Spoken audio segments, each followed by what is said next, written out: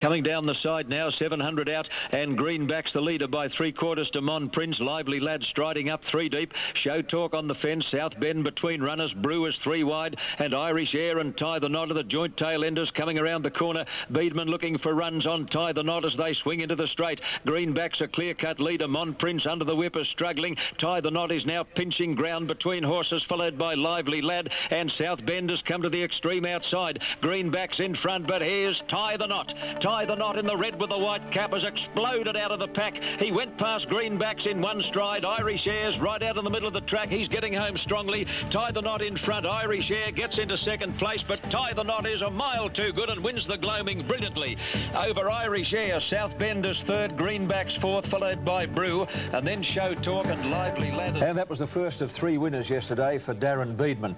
Now, if you missed the best omen tip of the decade, Tie the Knot, you simply were not concentrating at Rosehill Gardens yesterday, because a short time before that race we saw a unique and touching ceremony in the parade yard at Rosehill when a clean-cut young fellow by the name of Darren Ray proposed to a young lady called Sally Gibson in front of a 10,000-strong crowd.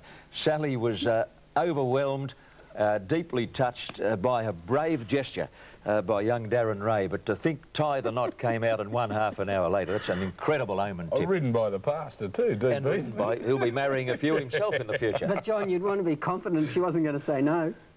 Well, it could have been an absolute flop. You reckon they'll let the horse into the wedding? He's got to. Back to the race, I thought Tie the Knot's got an amazing turn of foot, but I like the run of the second horse, Irish Air. He went wide on the turn, and the last 100 metres he really stretched, and overall I thought his run was probably a little bit better than Tie the Knot's because it was a sensational ride by Darren. After the race, Kenny Callender caught up with the trainer, a very modest, a very humble and a very talented Guy Walter. Guy Walter, you must be very happy with Tie the Knot. Yeah, thrilled with him, Ken. You know, the way he's progressed and come along, he's shown a lot of potential, and now he's starting to realise it, you know. Everyone seems to be of the opinion that he's going to be even better in 6 months' time. Do you share that view? Well, you know, his mother was by Whiskey Rabbit. I think she ran in the Jim Crack Stakes. You know, she was a pretty early sort of a filly, and this fella's pretty mature, you know. He's got that touch of brilliance. Yes, my word. No doubt he'd be better when he's a bit more experienced, but, you know, he's pretty good now. How far will he go this time? Well, what we decided, Ken, was, you know, because he's so inexperienced, it was his first preparation, we just take it a race at a time. He's in the Champion Stakes, and he's nominated in the Victoria Derby, and hopefully we can get that far. But the way he races, I'd be confident he could run 1.5 miles. Darren, Tie the Knot certainly got a bit of toe, hasn't he? He has. He's an exciting horse.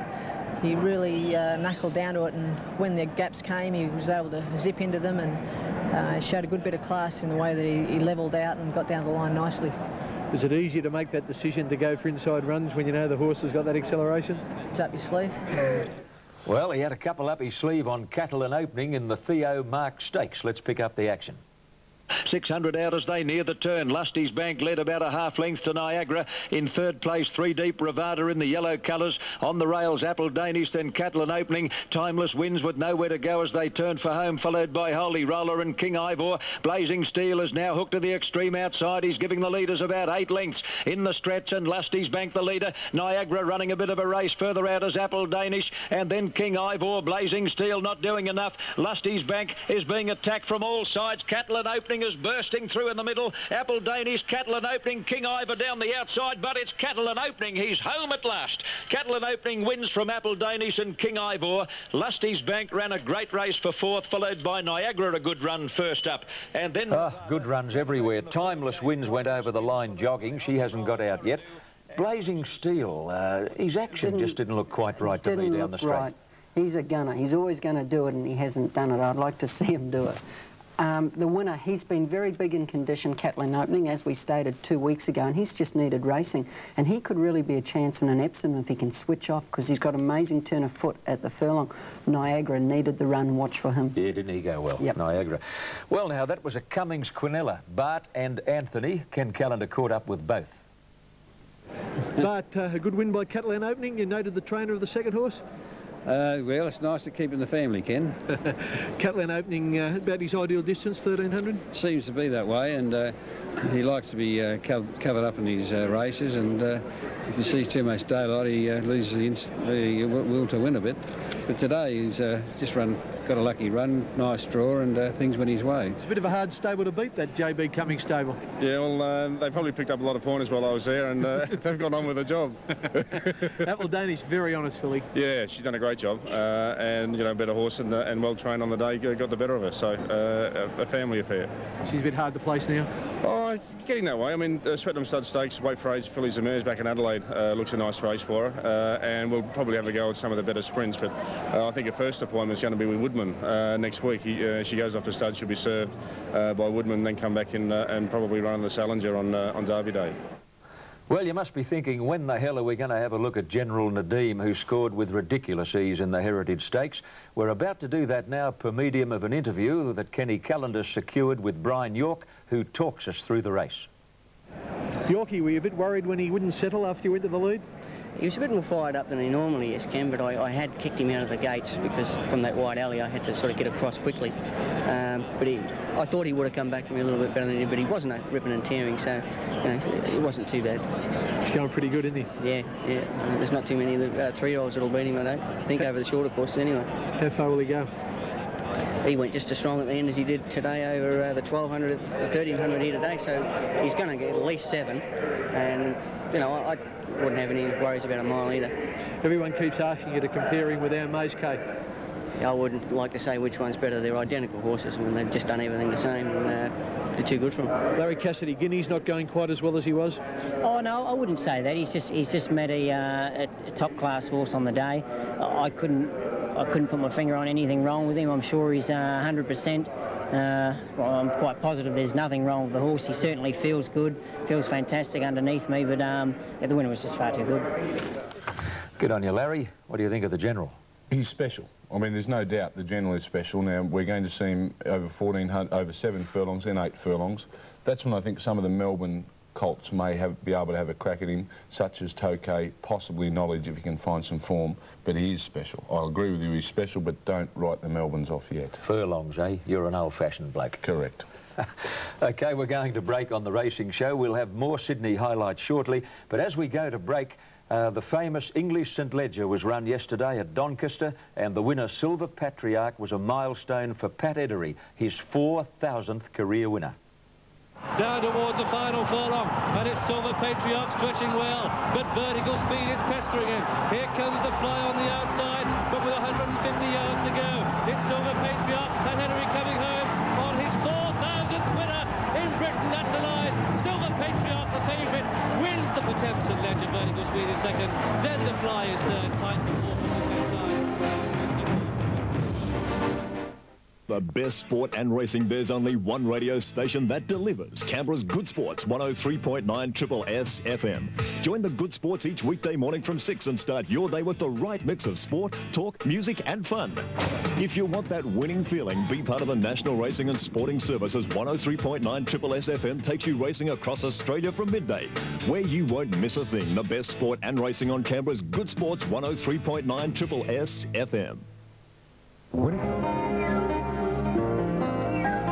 Who will ever forget that memorable finish in last year's WS Cox Plate?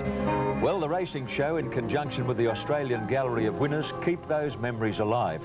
We're giving away framed, limited edition photos of Saintly winning the Cox Plate, autographed, of course, by Bart and Darren and all of the key people. Octagonal's unforgettable duel with Mahogany in the 95 Cox Plate, also autographed by the right people. Now, those two photos together are worth $1,000. Now, you ring 0055 60489. The lines are open 24 hours until the 10th of October. Keep trying, whatever you do, and we'll announce the name of the winner on the racing show on October 12. Any inquiries about this marvellous concept, you can ring the Australian Gallery of Winners on 1800 637 393. That is not the competition line. Rightio, back to Sydney racing yesterday, and Shane, you rode your winner on Unison in the research plate. What a damn good mare She's just getting better and better, and you see her here, she's running fourth one off the fence in the cerise and white colours. I come out here, you know, there's no faster horse over a furlong in Australia than this horse. If you can just hold her up and hold her up. I had 3 or 4 looks because I don't want to go for her, and when I go for her, she just puts 2 lengths on them.